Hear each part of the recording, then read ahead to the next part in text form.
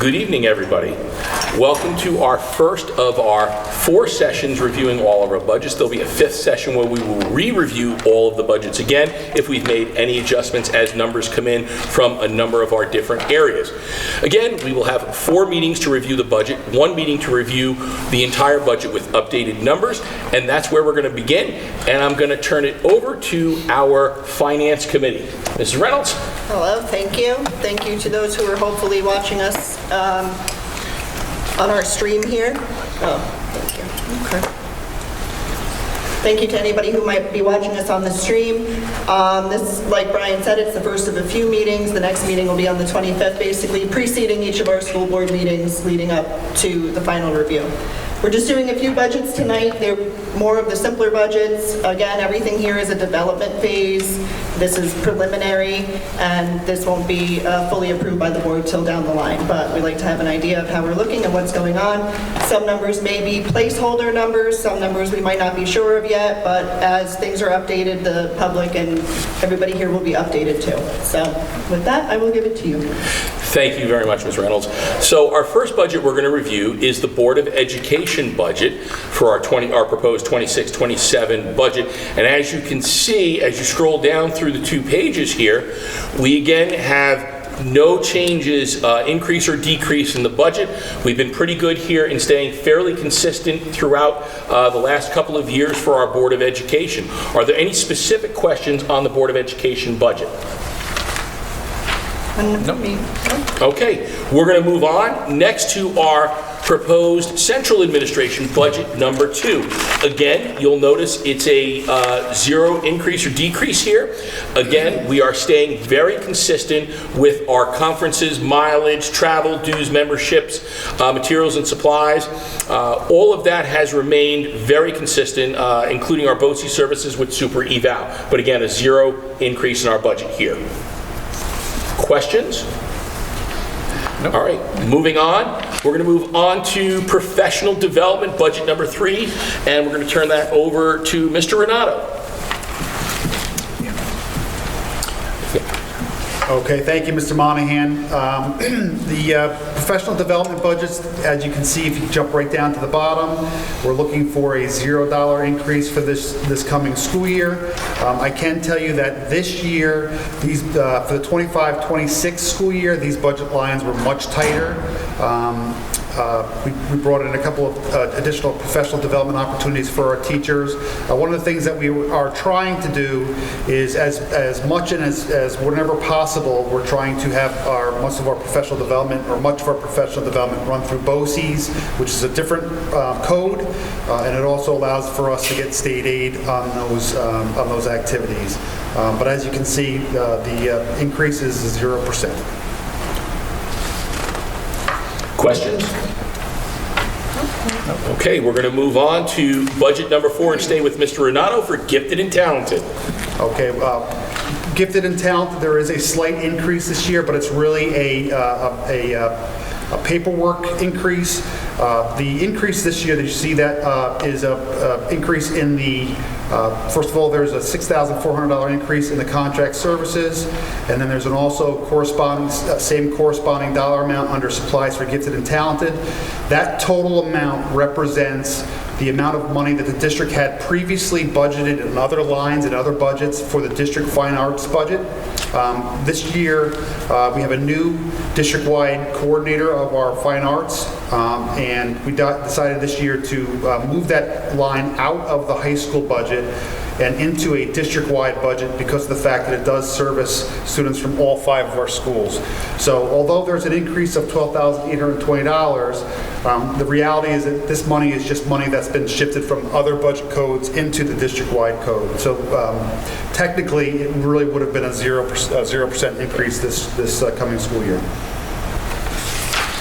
Questions? No, but thank you for that explanation. You're welcome. Now, moving on to budget number 5, I'm going to turn it over to Mr. Witherow for finance.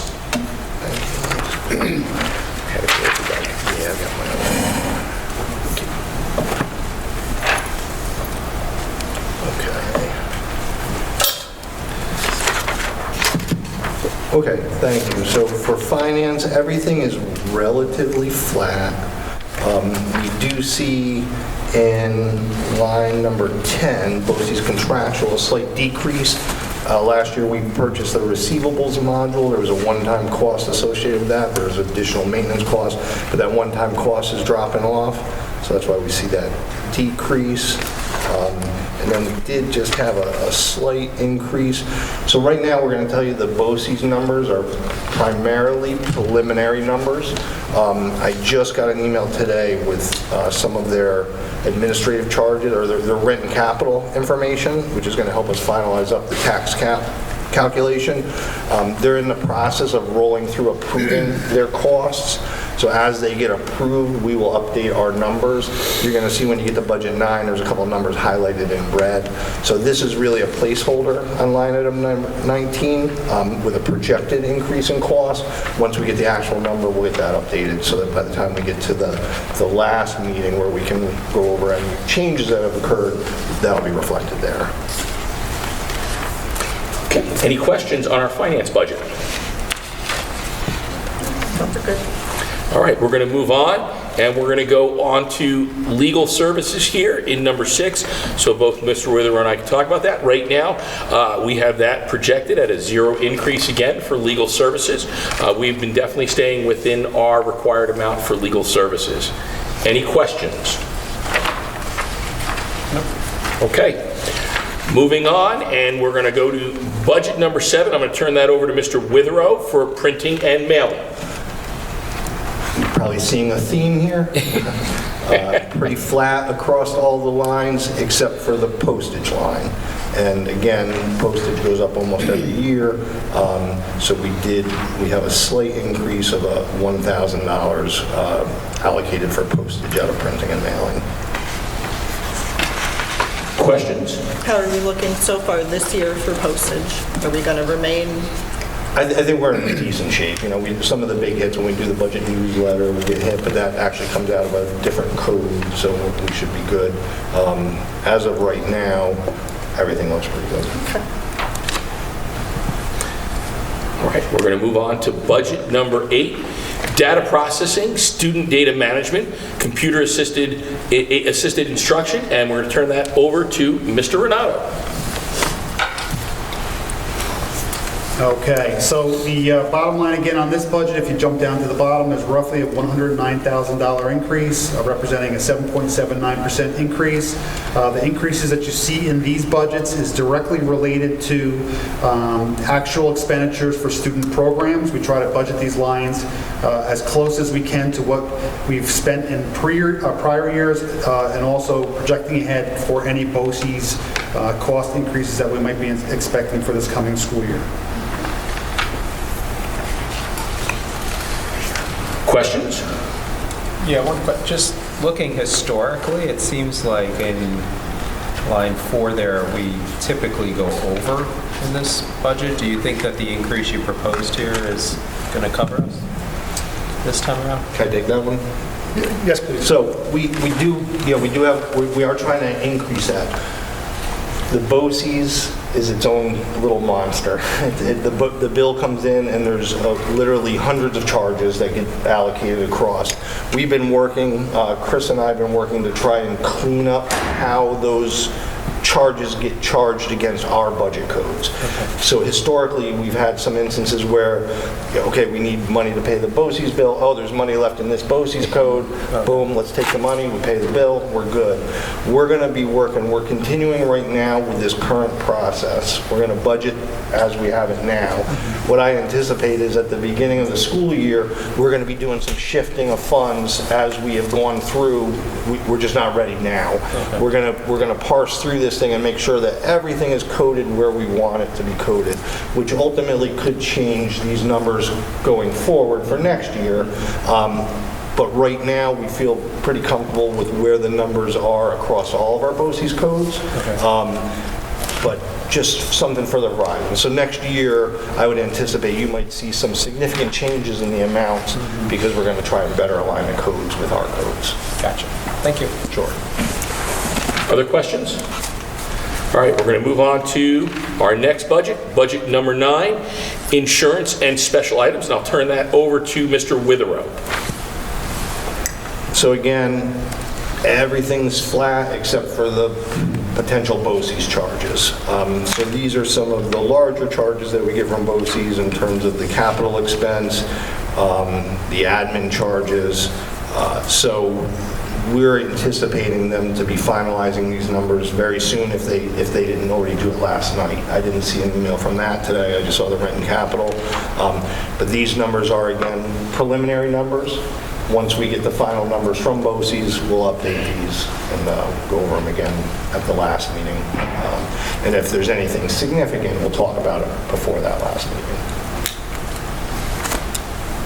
Any other questions on budget number 9? I just have a question about line 1.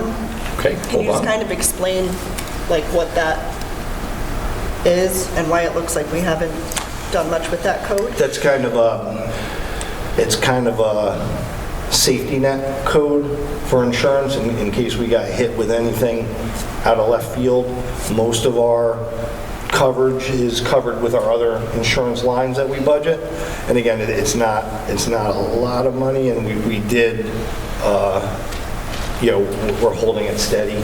So again, if we don't spend it, it just comes back into fund balance and carries through for the next year. Okay.